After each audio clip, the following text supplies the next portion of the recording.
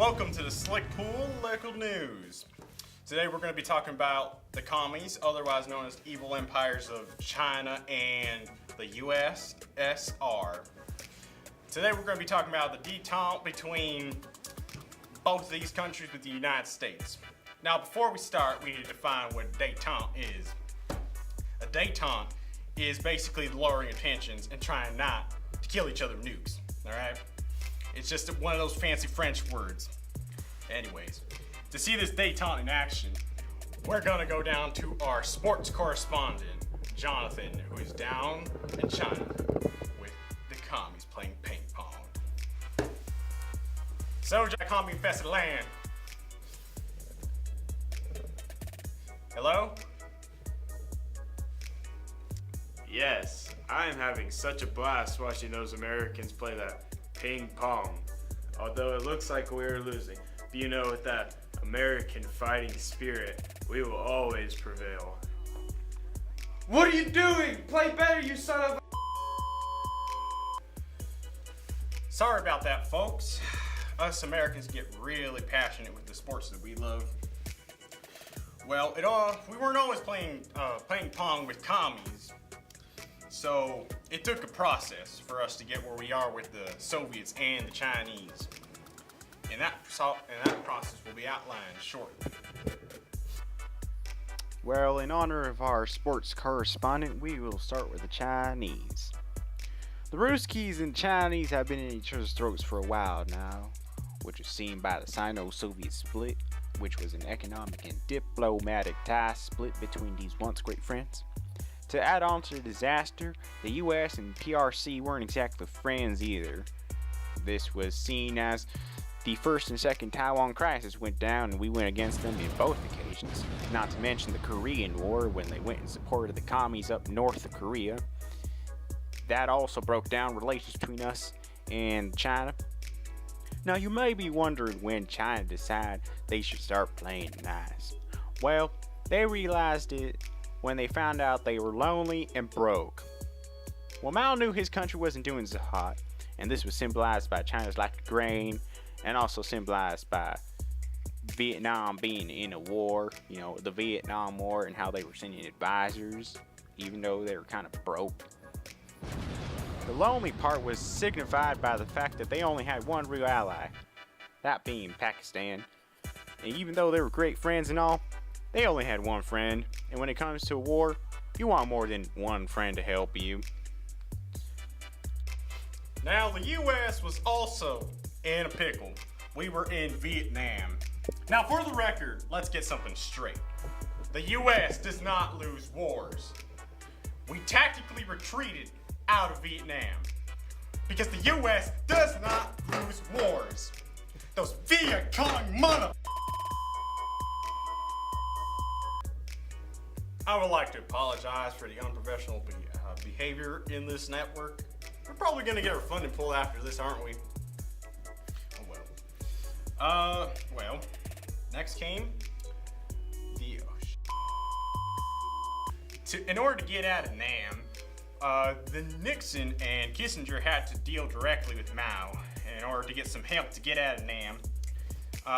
All this talking, these secret dealings, led to what is called ping pong diplomacy, which is what our sports correspondent is doing right now, and also led to us getting pandas as friendship, and also led to lowering tensions. Speaking of ping pong, let's go back to our boy down in China. So Johnny, my boy, how you doing? How you doing? Are we doing good over there? Are you serious? And you call yourselves the American ping pong team? What are you looking at? Get that camera out of my face. Wow, we're not doing so hot out there.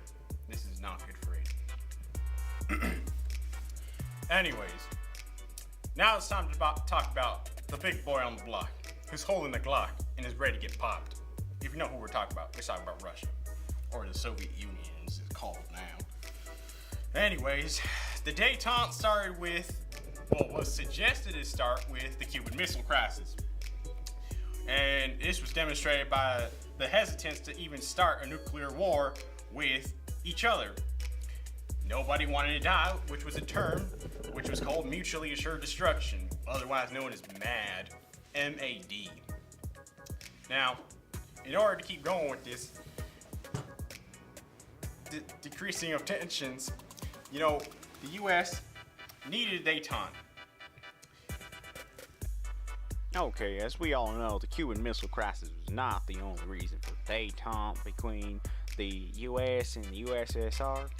The reasons for détente in the USSR were because they were pretty much broke, as seen in their inability to feed their own people. To add more to this situation, we have our international correspondent in Russia right now.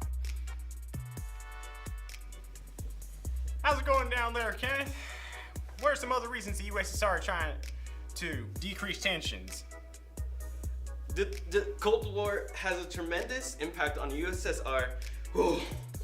Dear Lord, it's cold. Not only has the USSR felt like they seemingly started to become equals to the US because of the willingness to negotiate, but as you said before, the nation is still pretty poor, and alongside with some Eastern European countries, have started to clamor for access to foreign markets. Ooh. Wow, I'm sure I'm glad you haven't had to edit anything for you.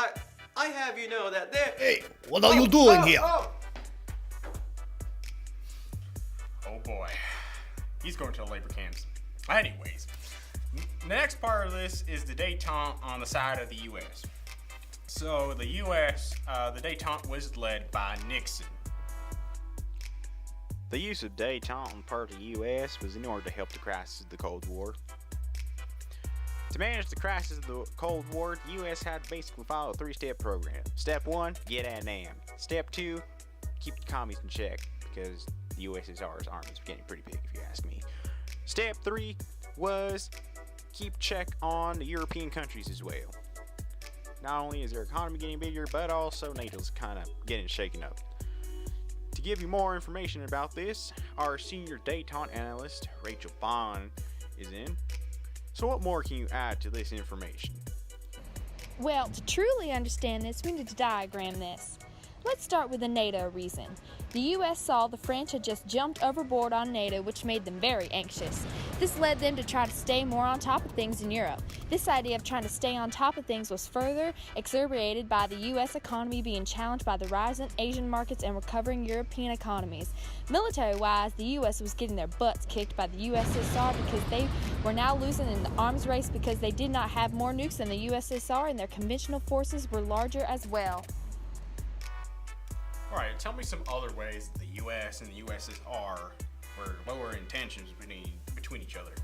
Well, you got the SALT I Treaty and the Nuclear Test Ban Treaty, which were both ways that the USSR and the US tried to ease tensions. The SALT I was a piece of paper that said the USSR could trade more, and then the Nuclear Test Ban said that the USSR and the US should not shoot the moon with nukes, and quite frankly, I find it depressing that we need laws to prohibit you from blowing up the moon. Well, I'd like to thank you for your time, Rachel. You know, something bad has happened to everyone on this newscast, so I say it's only fair that we call you a communist and then we call the cops on you. This has nothing to do with how annoying your southern accent is, but we're calling the communists on you. But anyway. But I haven't... Shh. I gotta finish this newscast. Well, that's it for today, folks. Thank you for coming to the Slickpool local news. Hope you enjoyed, and I hope you learned something today. Thanks for watching.